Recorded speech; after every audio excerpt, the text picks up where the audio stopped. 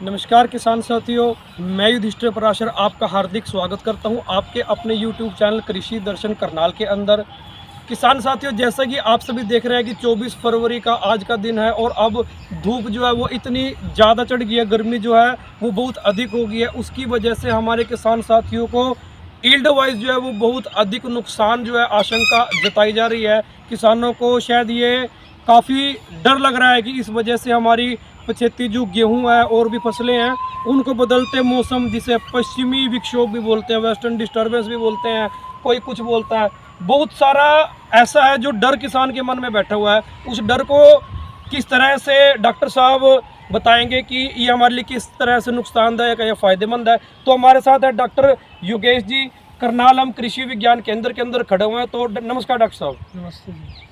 तो डॉक्टर साहब, ये जो मौसम बदल रहा है, इस बदलते मौसम के विषय में जो हमारे किसान मित्र जो है वो डरे हुए हैं, जैसे जिन्होंने पछेती गेहूं बो रखी है या पछेती जिनकी वैरायटियां हैं वो अधिक डरे हुए हैं, इससे पिलर ऋतु भी अधिक आता है। तो आप किस तरह से इसको परिभाषित करेंगे? देखिए, इसमें ज़्यादा डरने की कोई बात नहीं है।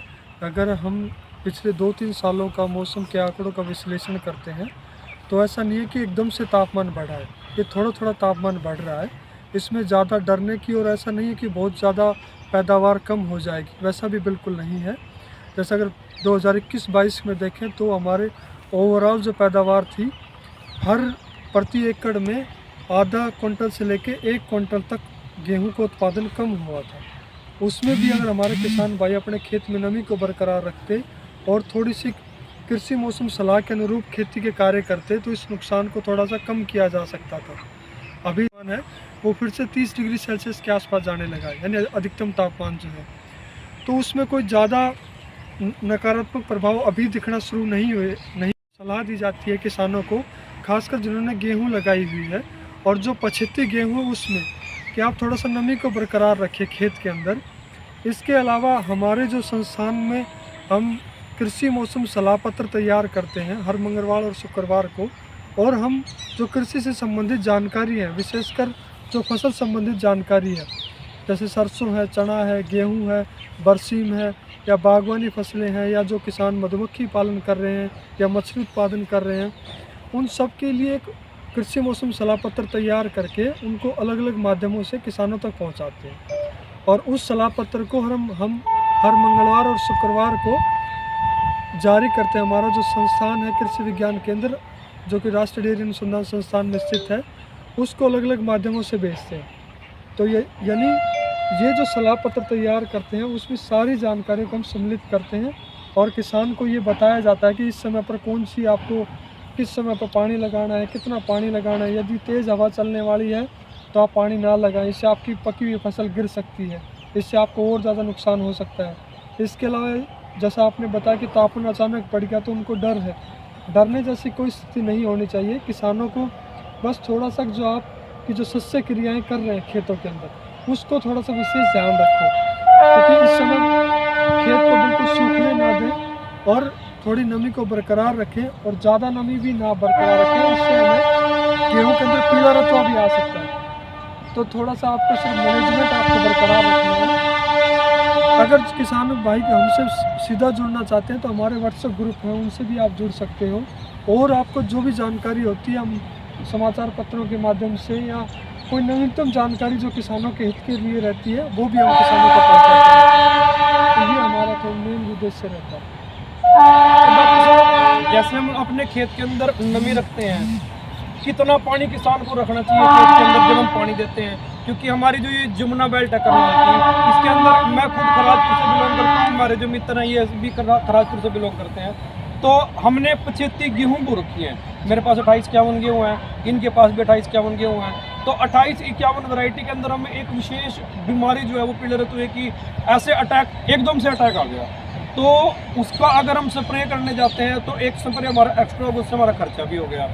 अगर हम पानी नहीं देते तो हमारी ईल्ड कम आती है, अगर हम पानी देते हैं और वो थोड़ा सा भी अधिक दिया गया तो उससे हमारा पीला रतुआ आ गया, जिसे ये तेला चेपा बोलते हैं, वो भी आ जाता है। तो उससे हमें कितना पानी और कैसे देना चाहिए, क्या स्प्रे का ध्यान रखना चाहिए, इसके विषय में थोड़ा सा बताएंगे? बिल्कुल, मैं आप किसान भाइयों को ये थोड़ा सा बताना चाहूँगा।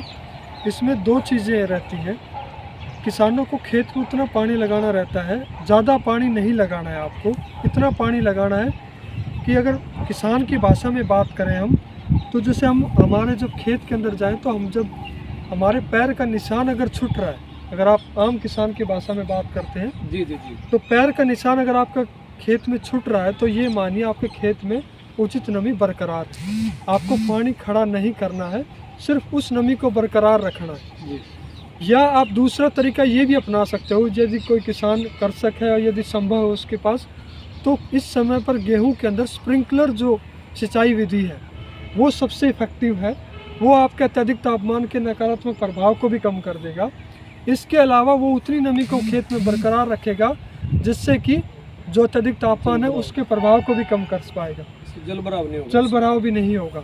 दूसरा, अगर कोई किसान खुले में पानी लगा देता है, उसमें सबसे ज़्यादा डर इस बात का है कि 75 गेहूँ के अंदर कि तेज़ हवा दोपहर के बाद अक्सर चलती है 2 बजे के आसपास, तो जैसे हवा चलेगी सारी फसल आपकी गिर जाएगी।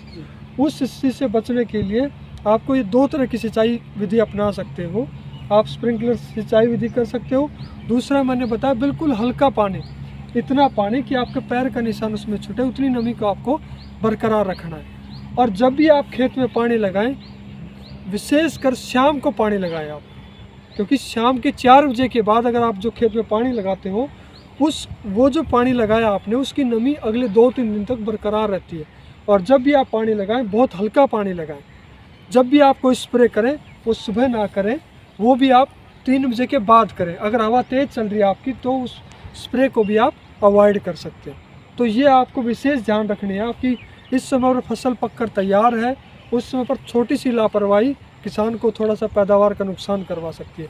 और चाहे आप कोई सी भी वैरायटी 2851 हो, 222 हो, 303 हो, ये ऐसी जो शस्य क्रियाएँ आप अपना करके आप अपना नुकसान को कम कर सकते हैं।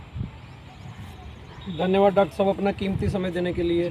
तो किसान साथियों को घबराने की बिल्कुल भी आवश्यकता नहीं है, क्योंकि हम अपनी खेती के अंदर कुछ ध्यान रखेंगे, छोटे छोटे बदलाव हम लोग अपने पानी देने के तरीकों में करेंगे, हमारे ईल्ड जो है वो भी कम नहीं होगी। डॉक्टर साहब का कहना है कि बीमारी भी नहीं आएगी और ईल्ड भी कम नहीं होगी, लेकिन हमें डॉक्टर साहब ने जैसे हमें समझाया है उस तरह से हमें चलना पड़ेगा। तो डॉक्टर साहब धन्यवाद। हमें अंत में ये बता दीजिए कि कोई किसान भाई अगर आपसे डायरेक्ट जुड़ना चाहता है तो वो किस माध्यम से आपसे जुड़ सकता है? कौन सा तरीका है जो किसान आपसे डायरेक्ट जुड़े और किस तरह से आप किसानों की हेल्प करने को तैयार हो? आप किसी भी माध्यम से जुड़ सकते हो। हमारे पास व्हाट्सअप के 50 से ज़्यादा व्हाट्सअप ग्रुप के हैं। आप हमारे नंबर है, मेरे मोबाइल नंबर 93 552 028 97 93552 02897। उससे आप हमसे किसी भी समय जुड़ सकते हो व्हाट्सअप के माध्यम से, या आपको और कोई जानकारी लेनी है तो भी हम आपको असिस्ट कर देंगे।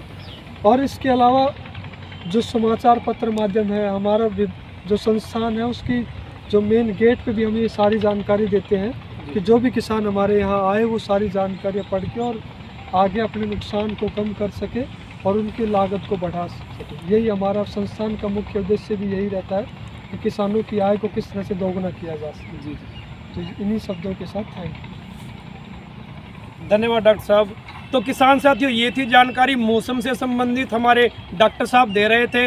ये वीडियो आपको कैसी लगी कृपया कमेंट बॉक्स में हमें ज़रूर बताएं। और हाँ साथियों, डॉक्टर साहब के बताए अगर हम तरीक़ों से चलेंगे तो हमारी ईल्ड भी कम नहीं होगी, उसके साथ हमारी आय जो है वो भी बढ़ेगी, क्योंकि हमारा खर्च घटेगा। धन्यवाद। मैं युधिष्ठिर लेता हूँ आपसे विदा। मिलेंगे अगली वीडियो के अंदर। जय किसान साथियों।